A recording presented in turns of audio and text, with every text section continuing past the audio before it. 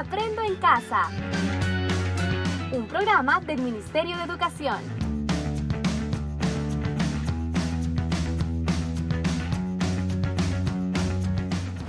¿Qué tal, amigos? Bienvenidos a un segmento más de su programa Aprendo en Casa. Hoy, al igual que todos los programas, tenemos a gente profesional hablándonos de temas de interés. Hoy el tema a tocar será matemáticas y para eso tenemos al profesor Wilfredo, que es maestro de matemáticas. Profe, bienvenido. ¿Qué tema vamos a ver hoy? Muchas gracias, André. Nosotros hemos manejado los números de una manera general bajo un concepto que inicialmente en la historia se conocieron como números naturales. Hoy quiero compartirte de que los números que generalmente manejamos son los números que hemos llamado naturales. Los números con los que contaba la gente, sus ovejas, sus cosas, 1, 2, 3, 4, etc. Sin embargo, se dieron cuestiones a la hora de operar. Por ejemplo, ¿qué pasa si yo restaba 2 menos 3? Ese número ya no era un número natural. Quedaba un número negativo. Quedaba un número negativo. Ese número negativo se incluyó dentro de otra que se llamaba números enteros. Esos números enteros ya tenían un número negativo. Número 1, número 0, menos. O sea que esos números ya incluían a los negativos y a los positivos. Y a los positivos, exactamente. Y juntamente con los crecimientos de relaciones, empezaron a hacer divisiones. Y esas divisiones, ¿cómo se iban a operar? Pues se parecieron los números que se llamaron números racionales. Y son los números que hemos nosotros manejado hace unos años ya. Como fracciones. 2 quintos, 0.5, menos 0.5, 1, menos 3.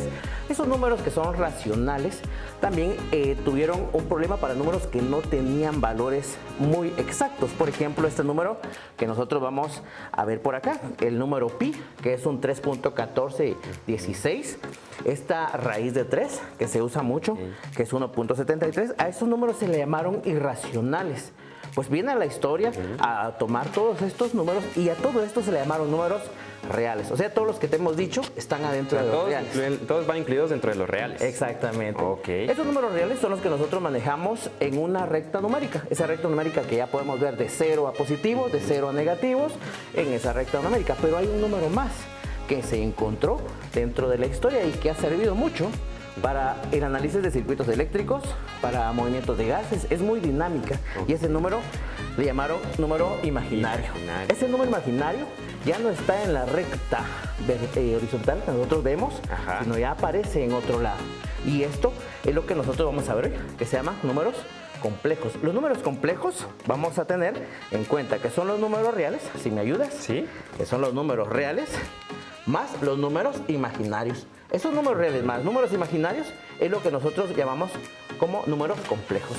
Pues en la historia los números complejos ahora abarcan todos los números que tienen que ver con los reales, los imaginarios y los reales a su vez, los fraccionarios, los naturales y los enteros. Ok, profe, vamos a ver si lo entendí bien. Por ejemplo, los imaginarios son los que, por ejemplo, en un cuadrante, no sé si está bien dicho, el cuadrante se posicionan como que en negativo, en el cuadrante X y Y. Exactamente, serían los números reales. Esos números reales son los que van a positivos y van a negativos. Los números imaginarios, que son los que vamos a platicar hoy de ellos, son unos números que aparecen en una recta que le llamamos ordenada, o sea, la vertical. Esa aparece como parte que ya puede dibujar no solo elementos en una recta, sino en un plano completamente. Ok, profe, y una pregunta, supongamos que en casa hay una persona con discapacidad, ¿cómo podrían ellos aprender estos temas que usted nos está dando? ¿Qué desarrollan ellos al momento de aprender eso? A mí me parece muy interesante un juego, o me parecería ser muy interesante un juego con jóvenes que inclusive pues a veces pues tenemos dificultades de explicarnos. Por ejemplo, los cuadros del piso. Los cuadros del piso tienen un lugar en el espacio, en el plano, que podríamos llamar más general. Nosotros no podemos hablar de una línea recta, sino de un plano. Entonces, cada cuadro tiene una posición respecto de algún punto. Entonces, podríamos incluir a estas personas, a los jóvenes, a la hora de explicarlo, empezar a jugar con los espacios del piso, los cuadritos que tenemos de los azulejos, del piso, etcétera. Sí, pues suponer eso que nos enseñan en el colegio de que hacemos el cuadrante, se le llama eso. Exactamente. El cuadrante y están los cuadritos y todo. Ese es el tipo de posición que se juega, por ejemplo, para este juego de los barquitos, ¿no? Exactamente. De guerra de barcos. De guerrita de barcos. Ok, bueno, pues ahí está un tema bastante interesante, lo que nos venía a hablar el profe. Me surge otra duda. Por ejemplo, este mismo proceso de explicación en base a los números, ¿se puede hacer con números mayas? ¿Se puede hacer con números romanos? O sea, ¿hay alguna variante en eso? Sí, de hecho, la interpretación que damos a las posiciones es lo que ya ahora pues podemos pensar de que los números no están en una posición directamente vertical, horizontal, sino están en un plano. De hecho, podemos dibujar muchas cosas en un plano. Así que definitivamente la posición en la que nosotros podemos identificar en el espacio nos va a servir a través de los números complejos. Utilizar los números mayas valdría la pena hacerlo como para poder ejercitar. Lo único que va a llevar el número complejo de los números que estamos viendo es de que tiene esa simplificación o esa letra que nosotros llamamos imaginaria, que simplemente me dice que ahora está en otra dimensión, en la dimensión de las ordenadas de las 10. Bueno, profe, muchas gracias por esos datos interesantes. Nosotros en estos momentos vamos a ir a un dato curioso y ya volvemos con más, con una actividad que tiene preparada el profe. No le cambie. ¿Sabías que Miguel Ángel Asturias y Rigoberta Menchú son los dos guatemaltecos ganadores del Premio Nobel? Miguel Ángel Asturias ganó el Premio Nobel de Literatura en 1967 y Rigoberta Menchú obtuvo el Premio Nobel de la Paz en 1992. Nosotros continuamos con más de su programa Aprendo en Casa, específicamente hoy viendo el tema de matemáticas. A ver, profe Wilfredo, ¿qué nos tiene ahora? Bueno, vamos a continuar con lo que hablábamos sobre la recta numérica que platicamos hace un rato. Ahora ya pude dibujarla y de alguna manera voy a recordar de que los números reales incluyen los números que son enteros, los números que son fraccionarios, que también son un par de números, 8 dividido 2, raíz de 4, 0.5 y también incluye los números negativos. Y esto también incluye números que son fraccionarios, que fue lo que vimos. Los números reales ahora están jugando en una sola línea recta. Pero hay algo más, que fue lo que estábamos revisando hace un momento, que son los números que nosotros vamos a ver en un plano complejo. El plano complejo va a incluir ahora una parte que se va a llamar imaginaria. Y así como nosotros tenemos números que son en esta parte que llamamos reales, 1, 2, 3, 4, en casa podríamos hacer esto en una hojita cuadrícula. Y vamos a hacer esta división de cuadrantes como nos decía André. Okay. Lo vamos a partir y ahora tenemos menos 1, menos 2, menos 3, menos 4, etcétera, que siguen siendo parte de los números reales. Y Aquí es le decir puse que, por ejemplo, aquí sigue siendo parte de la recta numérica. recta numérica de números reales. Sin embargo, también aparece en este cuadrante, en estos elementos verticales, un número que se llama i. Ese número i. También aparece el número 2i, aparece el número 3i.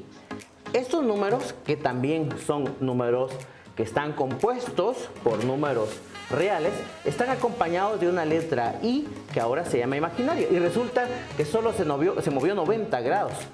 Así también, si yo vuelvo a manejar la otra parte de esa parte imaginaria, tengo el número menos i, tengo el número menos 2i, el número menos 3i, y ahora tenemos dos rectas cruzadas, una recta de números reales y una recta de números imaginarios. Esto ahora se llama plano del elemento complejo, o se llama plano complejo, que en este momento yo puedo dibujar cualquier tipo de número, ya no en una recta, sino en un plano. Entonces, estas eran las veces que decíamos que podíamos manejar en el piso, porque podemos hacer referencia en Sí, pues simulando que este es el piso y esos son los mosaicos, por decirlo así. Exactamente. Okay. Vamos a hacer un ejemplo, si te parece, Me parece. respecto de este origen. Esto es lo que llamamos origen. ¿Cómo se llamaría o cómo le podríamos nombrar a este punto desde el punto de vista de plano? Sigue siendo un par de números. Un número que está compuesto por una parte 1, 2, 3 en los reales y acompañado de un número i, 2i en el número de los imaginarios. Ese número, que ahora se va a llamar número complejo, tiene una parte real que se llama 3, número real, y este número que está aquí arriba se llama más 2i.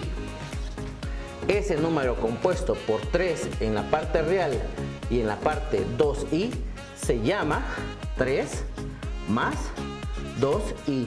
Y esto es lo que nosotros llamamos un número complejo, un número que está formado por una parte real y un número que está formado por parte imaginaria. Profe, Este por es el número ejemplo, complejo. una pregunta. ¿Cómo sabemos qué número va primero en esta parte de acá? Esta es la sintaxis, siempre va a ser de esa manera. Nosotros aquí tenemos una forma en la que se escribe de manera general. Esta es la parte que nosotros vamos a escribir primero, que va a llevar por la forma o por la sintaxis la parte real, y esta parte es una parte imaginaria. Veamos que A y B siguen siendo números reales. Lo único que le vamos a acompañar es de una I, La I. diciendo que esto está Número imaginario. en el otro plano. Entonces, Ok. esta es la forma sintáctica. Se me ocurre hacer otro número. Por ejemplo, A ver, hagamos. en este segmento. Se me hace poner esta parte de acá. ¿Cómo se llamaría este número? Primero vamos a escribir la parte real, o sea, de la parte de los reales, y luego escribimos lo que corresponde a la parte imaginaria. ¿Sería menos 4 abajo? Ajá, menos 1, menos 2, menos 4, Ok. menos 4, Más 2i. y ahora en la parte positiva, más 2i, exactamente. Ok, ya vamos Este aprendiendo, ya número vamos se llama aprendiendo. número complejo. Ok. Hagamos uno más, en este plano. ¿Cómo se llamaría este punto? Lo voy a escribir aquí siempre, menos 4, más 2i, para ir dejándolo indicado. Veamos cómo se llamaría este, André. Igual sería menos 4. Menos 4, así Ajá. es. Y ahí viene mi duda. Porque ahí, ahí sería más menos 3. Exactamente. O sea, Ahí se es juntan más dos. por menos, menos. Menos. Entonces Ajá. dejamos indicado que es menos, Menos 3 y le ponemos i. i, porque está en la recta de los imaginarios. Veamos ahora este de acá. Voy a escribir este que acabamos de encontrarlo, menos 4, menos 3i. Ok. ¿Cómo se llama este? Bueno, en este caso sería 2 más menos 2, que se convertiría en menos 2. Así es, o sea, ponemos la parte real más 2, que no lo escribimos, y ponemos la parte menos 2, acompañada de su letra Su I. I. Vemos entonces que para términos generales, esta es la sintaxis, la parte real y la parte imaginaria. El número complejo no es tan complejo. Un número complejo está formado de una parte real y de una parte imaginaria. Y ya lo aprendimos hoy. Excelente, profe, muchísimas gracias. La verdad que ya tenía un poco de dudas, pero ya me despejó, ya me despejó la mente, ya entendí. Y espero que también en casa lo haya entendido. Gracias, profe, por darnos la explicación en esta clase. Y bueno, recuerden siempre lavarse las manos, por favor, profe. Así es. Siempre después de hacer cualquier actividad, no olviden desinfectarse, no olviden mantener su área limpia. Recuerden quedarse en casa, porque juntos saldremos adelante.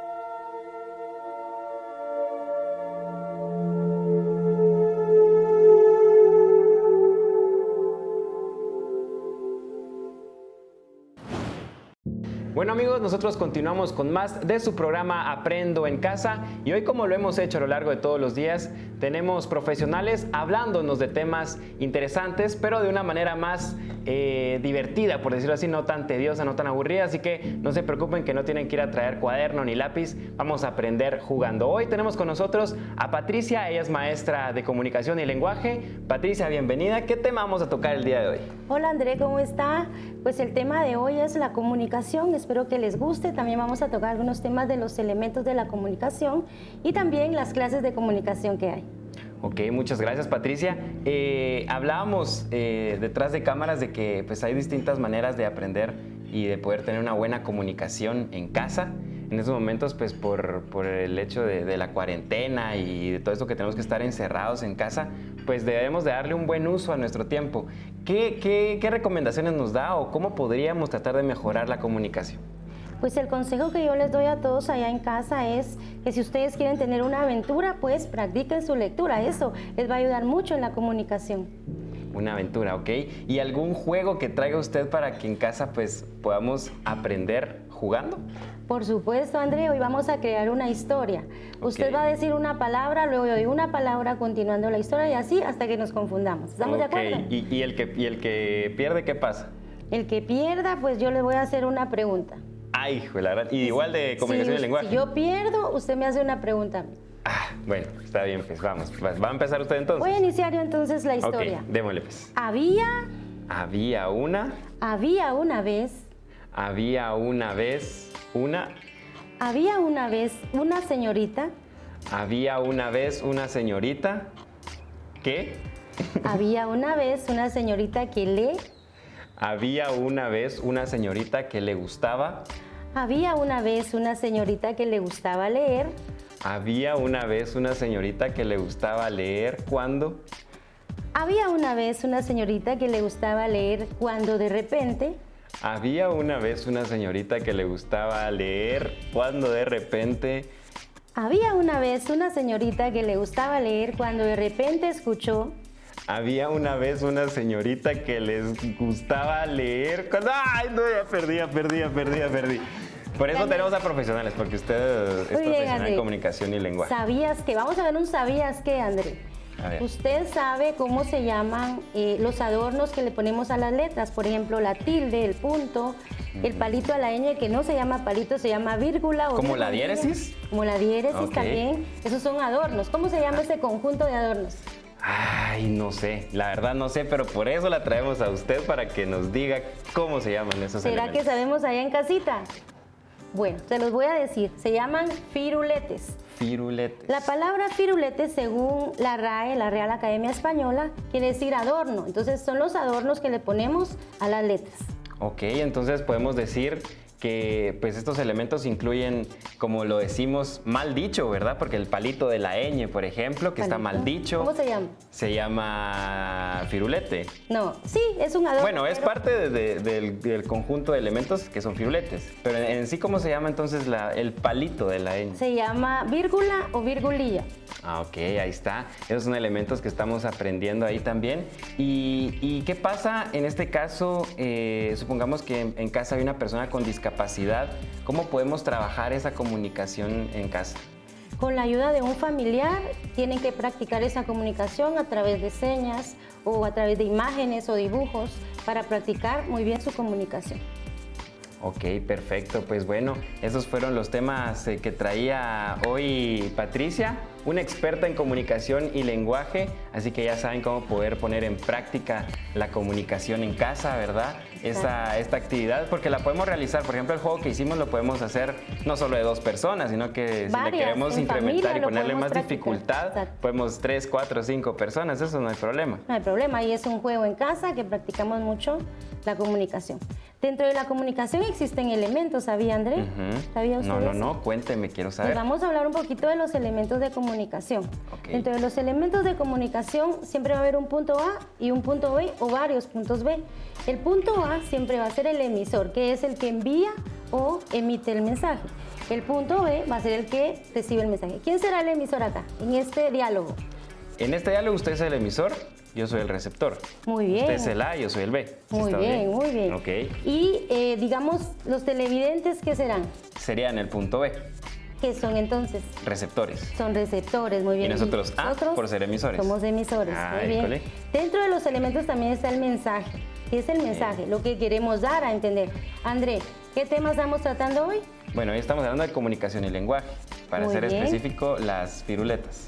Los firuletes, que Los son firuletes. los adornos y los elementos de la comunicación. Ok, Ese ok. sería el mensaje que nosotros queremos transmitir a nuestros televidentes.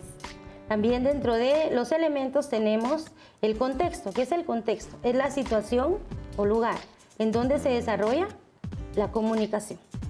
O sea, como en dónde se genera el mensaje, se En podría donde decir. se genera el mensaje. Ok. ¿Cuál será el contexto acá? Pues aquí el set de grabación. Muy bien. Ajá. Y de nuestros Y televidentes. del otro lado, en casa. porque En casa. Tiene que estar en casa. En casa. Que no se les olvide estar en casa. También dentro de los elementos de la comunicación tenemos algo muy importante que es el canal.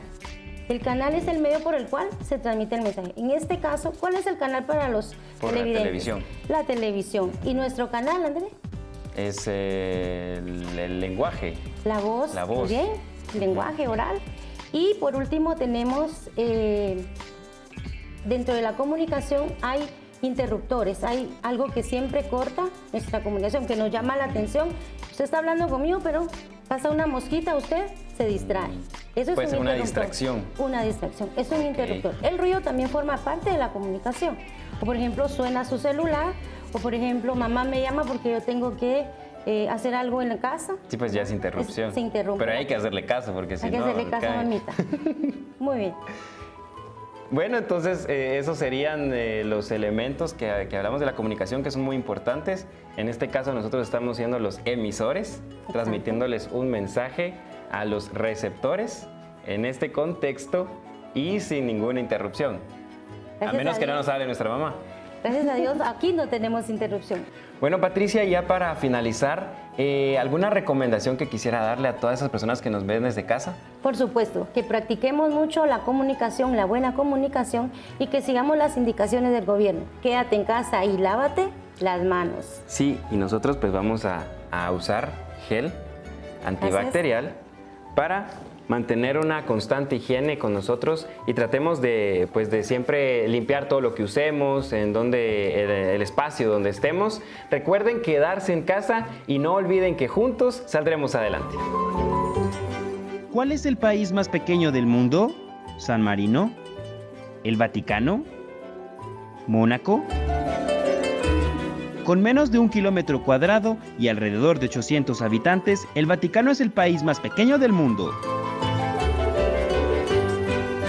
Bienvenidos a un segmento más, Aprendo en Casa. No olvide tomar sus precauciones utilizando lo que es su mascarilla, lavarse las manos con abundante jabón y agua y la otra opción sería utilizar gel con alcohol. El día de hoy vamos a estar presentando lo que es un manicure en casa. Mi nombre es Marbelina García Seijas y mi modelo es una compañera, ella es Araceli Cuyán, y el día de hoy pues vamos a estar compartiendo con ustedes este aprendizaje que se puede adaptar a lo que nosotros tengamos en casa como recursos. Como primer paso debemos preparar nuestra área de trabajo con los utensilios que vamos a utilizar. Mi segundo paso es preparar lo que es un bol con sales. En ese caso podemos utilizar en casa lo que es champú o gel antibacterial. Mi tercer paso sería introducir por 1 minuto la mano de mi modelo para poder proceder a empujar cutícula, retirar en caso que fuera necesario, dar forma a las uñas y limpiar las uñas. Mi siguiente paso será aplicar un exfoliante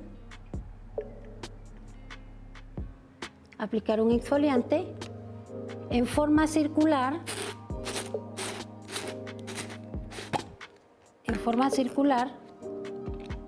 de la punta de los dedos hacia arriba hasta el antebrazo,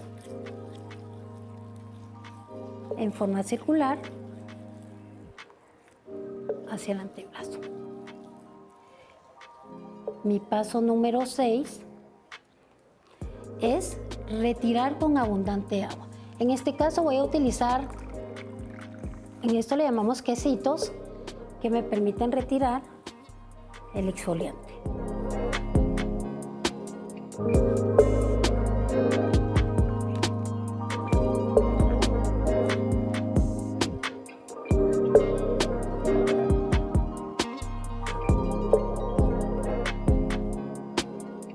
Nunca olvides que debes de retirar con abundante agua tu exfoliante para que podamos proceder a la aplicación de una mascarilla hidratante. En caso de que no tengamos exfoliante en casa, podemos utilizar lo que es el café molido.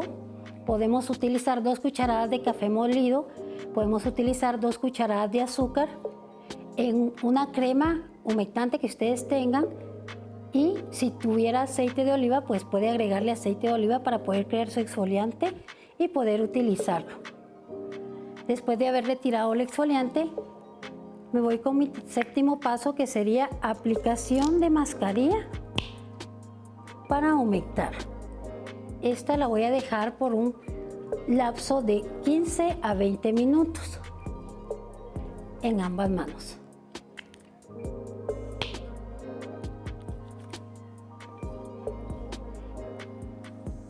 Si fuera necesario y tengo a la mano una toalla con vaporizador, puedo colocarla para que la mascarilla haga mejor su efecto. Luego de tener el tiempo pose, vuelvo a retirar con abundante agua mi mascarilla.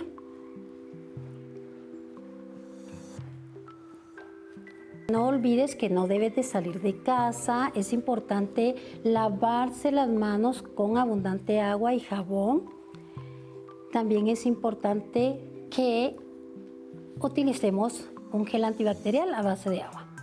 Mi siguiente paso, después de retirar, voy a secar completamente mis manos y voy a aplicar un tónico humectante.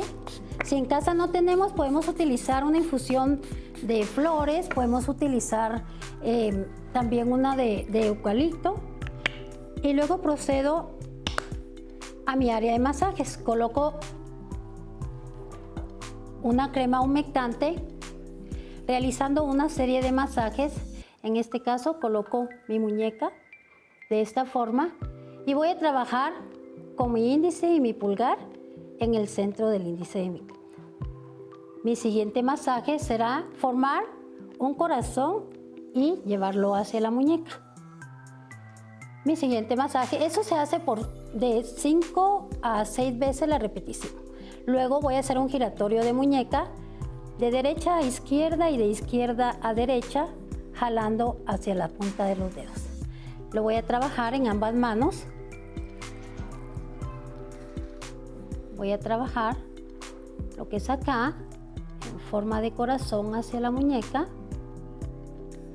mi giro de muñeca, entrelazando mis dedos y jalándolo hacia las puntas.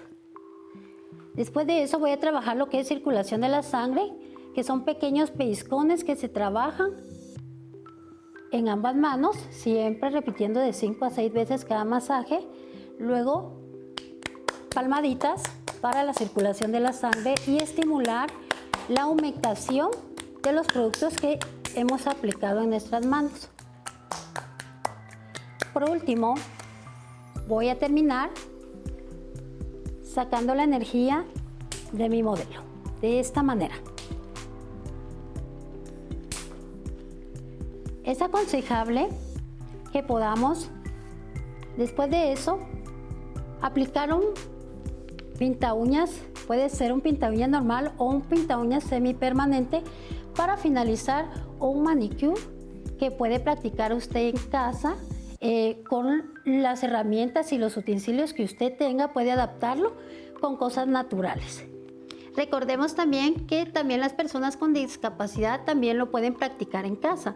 Pueden utilizar los recursos naturales que puedan tener en su hogar para poder realizar el manicure que el día de hoy estamos elaborando acá. Recuerda quedarte en casa y juntos saldremos adelante. ¿Sabías que Leonardo da Vinci tenía la capacidad de escribir con una mano y dibujar con la otra al mismo tiempo? Dibujaba con la mano derecha y con la mano izquierda escribía.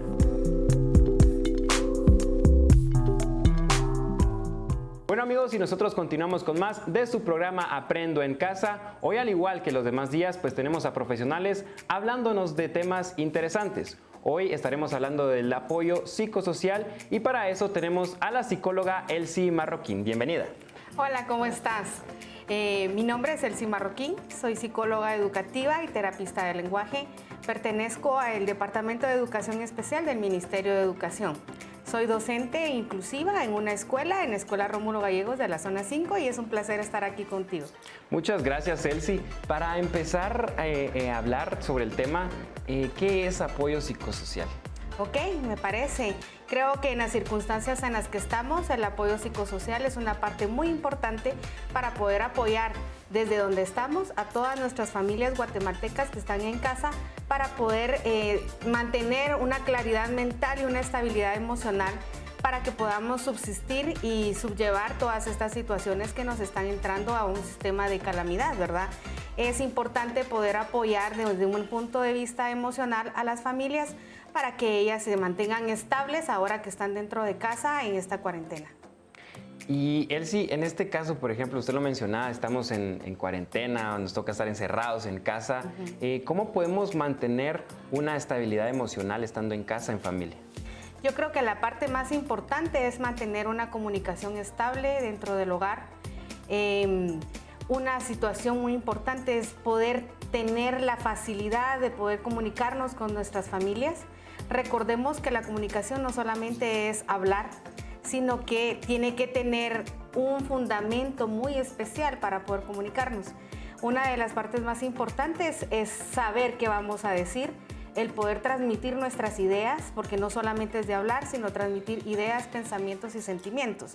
Y más porque estamos hablando de niños, ¿verdad? Que nos estamos enfocando un poquito más, que están dentro del hogar, y tenemos que saber de qué vamos a hablar, cómo vamos a hablar, qué vamos a hablar y en qué momento vamos a hablar y cómo vamos a hablar. Que todas las palabras que vayamos a decir tengan un sentido común y tengamos la firmeza que están llegando a la otra persona de una manera correcta, ¿verdad? Y es que eso es cierto, la comunicación pues es algo que manejamos en nuestro entorno todos los días, ¿verdad? Estemos en casa o no estemos en casa, siempre vamos a tener que tener una comunicación, pero creo que pues, hay algunos ejercicios que tal vez se pueden practicar más fácilmente con la familia por la confianza que hay y demás. ¿Qué tipo de actividades, qué tipo de ejercicios la familia puede hacer para mejorar esa comunicación entre ellos? Yo creo que antes de poder entrar a lo que son las actividades de cómo mejorar la comunicación en la familia, tenemos que tener bien entendido que son varios tipos de comunicación que existen para poder mantener una buena comunicación. Porque, como te lo dije, no es lo mismo hablar que comunicarnos, ¿verdad? Entonces, para esto tenemos que entender que hay dos tipos de comunicación. El tipo de comunicación no verbal y el verbal. Por ejemplo, cuando mamá, ¿verdad? Bueno, algunos nos recordamos que cuando mamá nos miraba con los ojos, ya sabíamos que estábamos haciendo algo incorrecto. O un tono de voz un poco más alto, ¿verdad? En mi caso me decían hasta el nombre completo, entonces yo ya sabía que ese tono de voz era porque tenía que hacer algo, que modificarlo, ¿verdad? Entonces el tipo de comunicación lo basamos en tipos no verbales, que está basado en gestos, en tonos de voz, hasta incluso la agresividad física, ¿verdad? Que es lo que estamos viendo y evitando que en estos momentos no se esté dando dentro de los hogares. Yo pienso mucho en mis niños que vivían en hogares de conflicto, ¿verdad? Y que ahora puede haber más agresividad y este tipo de comunicación que no debe estar permitido, que no se lleve a más. Y el tipo de comunicación verbal, que es la manera en que tú puedes decir las cosas, pero que tengamos entendido que no lo que yo digo, tú me lo vas a entender de la primera vez. Y por eso tenemos que buscar estrategias para poder hacerlo correctamente. Y regresando a la pregunta que tú me estabas haciendo, podríamos jugar hasta mímica, ahorcado, ¿verdad? Poner a los niños a dibujar, porque tal vez a algunos niños no pueden decir lo que están sintiendo y tal vez por medio del dibujo, por medio del dibujo uno puede ir entendiendo o conociendo cuál es el aspecto de ellos, ¿verdad?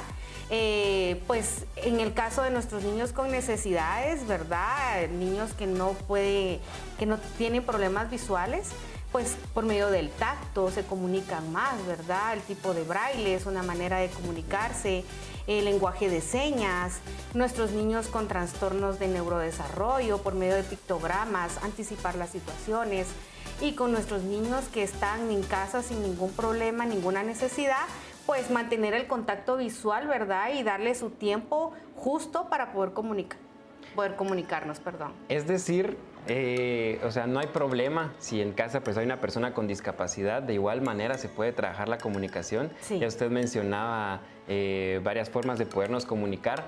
¿Alguna recomendación que se podría dar para que la gente que tiene personas con discapacidad en casa, no sé, tal vez alguna actividad especial para esas personas con discapacidad que se podría hacer?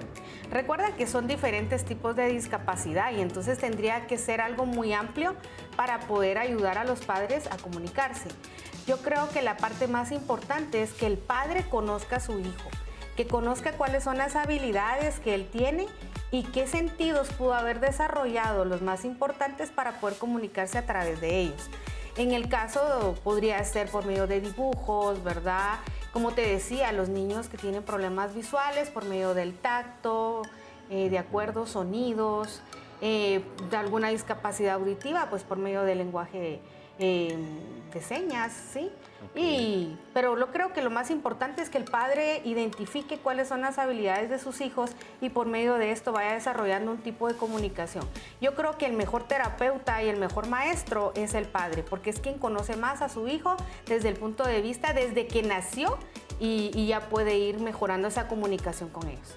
Bueno, en este caso pues podríamos decir que el apoyo familiar es fundamental en una persona con discapacidad, hablando en este ejemplo, ¿verdad? Ya sea papá, sea mamá, sea primo, tío, hermano, pues que tenga ese apoyo familiar para poder desempeñar bien la comunicación en este caso. Y bueno, ya para finalizar, una recomendación general que él sí quiera darle a todas esas personas que están en casa en esos momentos. Yo creo que la parte más importante es tener una buena comunicación en la pareja. Si vivimos con nuestra pareja y si no, pues vivimos solos, pues también tener una buena comunicación con nosotros mismos, con nuestra pareja, porque es la base más importante para poder llevar una buena comunicación en el hogar. Bueno, muchas gracias, Elsie, por aceptar la invitación. Gracias por las recomendaciones que nos dio. Gracias porque sabemos que la comunicación es algo muy importante y es algo que tenemos que poner bastante en práctica, más en estos momentos que estamos desde casa, ¿verdad?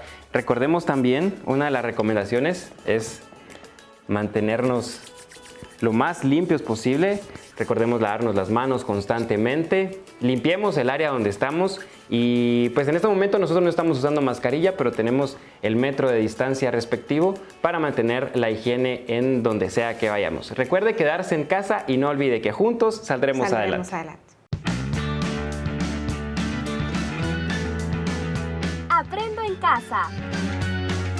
Un programa del Ministerio de Educación.